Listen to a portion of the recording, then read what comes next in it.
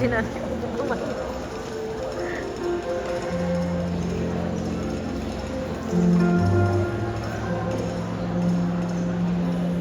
Every Saturday, we visited Nanay Olja and her family. There were no sermons, no preaching, only conversations. We would sit with them, share stories, laugh, and simply talk about life. We came not as missionaries, but as friends.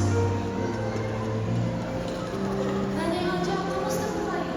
Init po kayo.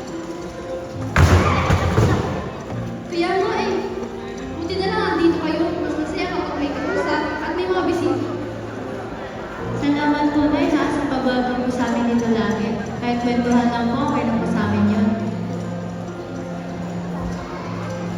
We never preached, we never pressured. We just showed up. Week after week, those simple visits continued. We did not realize that God was already working, slowly, silently. After a month of visiting, our church was preparing for a crusade. There would be free medical services in the morning before the crusade, so we decided to invite her.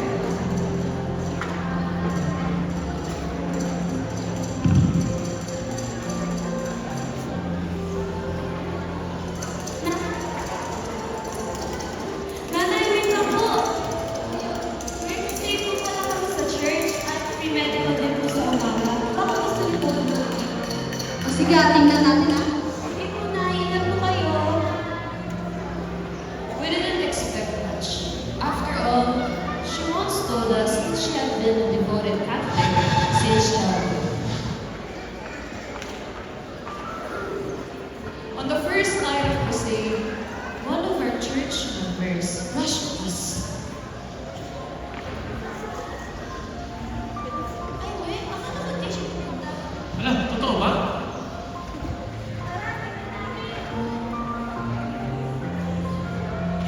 We turned toward the church doors, and there she was, quietly seated, listening to the sermon. What surprised us even more was that she came back again and again. From Monday to Friday, Nanay Olja never missed a night.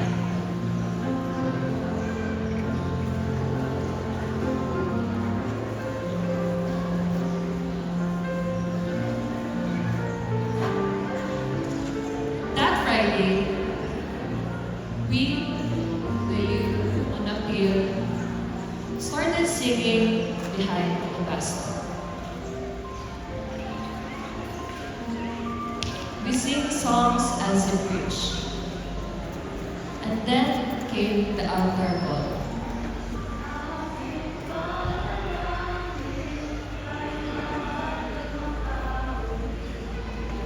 Kung sino man po sa atin ngayon ang tatanggap kay Yesu Cristo bilang kanilang personal na tagapagligtas, tumayo lang po tayo.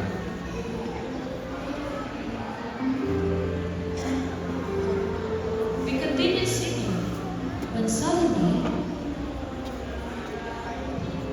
Hala, si Nanay. Si Nanay Olja, tumayo. And at that moment, our voices trembled. Some of us stopped singing. Tears fell. We cried, not because we were sad, but we were overwhelmed. We never expected it. She was devoted to her